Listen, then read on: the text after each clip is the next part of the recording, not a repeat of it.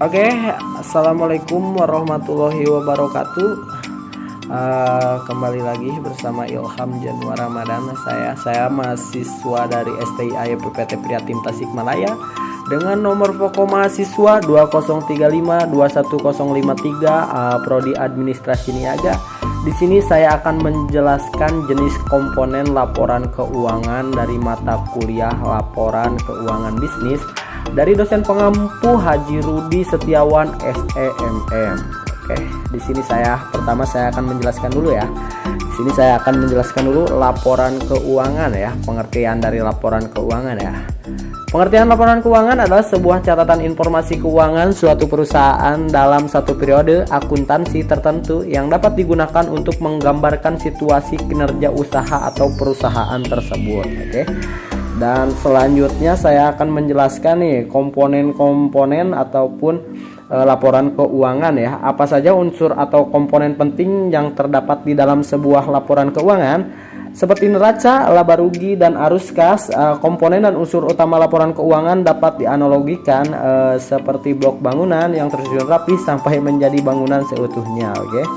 Dan juga blok-blok ini mewakili atau mempresentasikan angka-angka berbagai sumber daya ekonomi, klaim terhadap sumber daya tersebut, dan setiap transaksi yang dapat membuat perubahan dalam sumber daya dan klaim tersebut. Oke. Yang pertama di sini saya akan menjelaskan dulu komponen laporan keuangan balance sheet atau neraca ya. Laporan neraca adalah salah satu bagian dari komponen atau unsur utama laporan keuangan yang krusial juga ya, yang menggambarkan kekuatan dan kesehatan finansial suatu bisnis. Secara teknis, laporan ini menunjukkan satu sisi yang berupa aset-aset yang dimiliki dan digunakan oleh bisnis, dan di sisi lainnya berupa sumber daya untuk mendanai kepemilikan aset tersebut. Oke.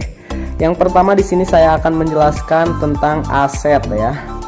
Aset atau aktiva adalah kekayaan atau sumber daya yang dimiliki oleh suatu perusahaan dan dapat diubah menjadi uang tunai.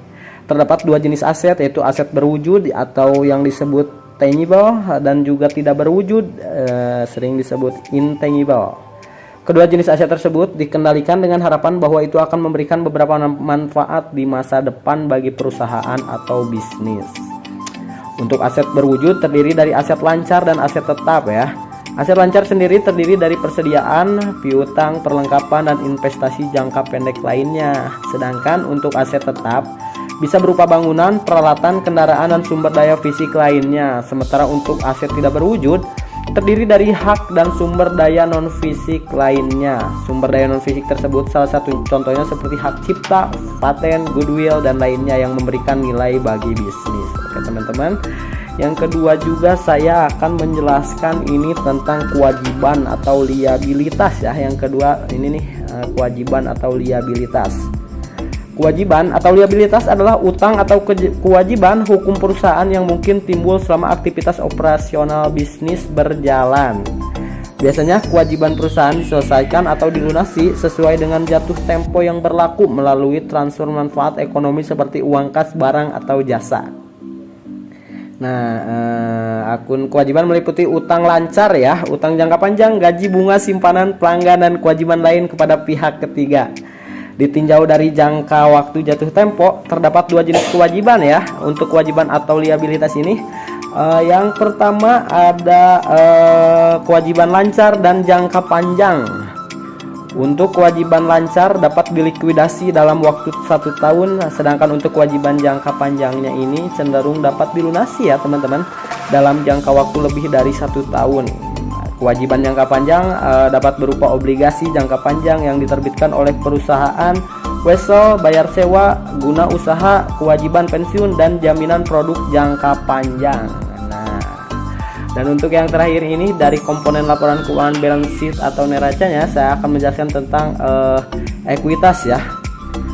Ekuitas secara teoritis, ekuitas adalah modal yang tersedia untuk dibagikan kepada pemegang saham. Nilai ekuitas terdiri dari aset residual dari suatu entitas setelah dikurangi kewajiban. Karenanya dari perspektif likuidasi perusahaan, ekuitas akan dianggap sebagai klaim residual atau aset bisnis yang tersedia untuk pemegang saham setelah seluruh kewajiban dibayarkan. Dan secara teknis, ekuitas terdiri dari dana yang disumbangkan oleh pemilik perusahaan dan pemegang saham, cadangan, dan laba ditahan setelah dikurangi pembayaran dividen. Oleh karena itu, satu-satunya cara untuk meningkatkan jumlah ekuitas adalah dengan mendapatkan lebih banyak dana dari investor atau dengan meningkatkan laba perusahaan, ya. Dan yang kedua, saya akan menjelaskan juga ini laporan ataupun komponen laporan keuangan laba rugi, ya. Profit dan loss atau income statement, ya. Yang pertama di sini ada pendapatan. Nah, sebelum ke situ saya akan menjelaskan dulu nih. Laporan ini berisi ringkasan dari kinerja keuangan suatu bisnis dari waktu ke waktu. Income statement atau profit dan loss, ya, biasanya disiapkan atau dipublikasi setiap kuartal atau tahun. Komponen unsur dalam laporan keuangan laba rugi ini, ya, yang pertama saya menjelaskan ada meliputi pendapatan, ya. Pendapatan jumlah uang kas yang sebenarnya diterima perusahaan selama periode tertentu melalui aktivitas penjualan barang atau jasa, disebut sebagai pendapatan perusahaan. Yang kedua ada pengeluaran biaya. Harus keluar uang yang digunakan untuk memproduksi barang, memberikan layanan atau melakukan aktivitas lain terkait operasional bisnis, ya. Pengeluaran bisnis yang umum termasuk upah atau gaji juga, ya, dan biaya bunga yang dibayarkan atas pinjaman. Pembelian aset seperti bangunan atau peralatan bukan termasuk pengeluaran biaya. Oke. Ya, setelah itu juga yang ketiganya ini ada keuntungan di luar aktivitas, ya. Keuntungan di luar aktivitas operasional bisnis atau gain, ya. Adalah peningkatan ekuitas melalui transaksi peripheral, ya, peripheral atau insidental oleh perusahaan selain dari pendapatan top line atau investasi oleh pemilik atau pemegang saham. Oke. Kemudian hal ini juga merujuk pada setiap manfaat ekonomi nih yang berasal dari luar kegiatan operasional normal atau bisnis. Biasanya juga gain mengacu pada transaksi yang tidak bisa dan tidak berulang. Oke. Dan yang ketiga ataupun yang keempatnya, ya, yang keempatnya juga di sini ada kerugian di luar aktivitas operasional bisnis atau loss. Bisa disebut juga ini adalah penurunan ekuitas melalui transaksi peripheral atau insidental yang dilakukan oleh perusahaan selain dari pengeluaran atau biaya dan distribusi kepada pemilik dividen. Jenis dari loss bisa berupa kerugian dari penjualan aset, ya. Penurunan nilai aset atau kerugian akibat tuntutan hukum. Pada laporan laba rugi, loss ditampilkan pada pos biaya lain atau biaya non operasional di posisi bottom line. Oke, sampai sini paham ya teman-teman, ya. Yang ketiganya juga sini yang terakhir, ya, saya akan menjelaskan komponen laporan keuangan arus kas. Yang pertama arus kas dari operasi, ya. Sebelum itu saya juga akan menjelaskan nih salah satu komponen laporan keuangan ini memuat ringkasan mengenai arus masuk dan keluar kas perusahaan. Laporan arus kas bisa disiapkan pada akhir bulan, kuartal, atau tahun. Posisi likuiditas bisnis akan tercermin pada laporan ini dan juga bisa digunakan sebagai dasar untuk penganggaran dan perencanaan bisnis, ya. Yang pertama saya akan jelaskan di sini ada arus kas dari aktivitas operasi. Aktivitas operasi. Kegiatan operasional bisnis tertentu menyentuh hal-hal seperti kegiatan produksi, penjualan, pengiriman produk, dan pengumpulan pembayaran dari pelanggan. Pembayaran kepada pemasok karyawan dan pembayaran bunga, depresiasi, dan amortisasi juga termasuk dalam arus kas keluar, ya.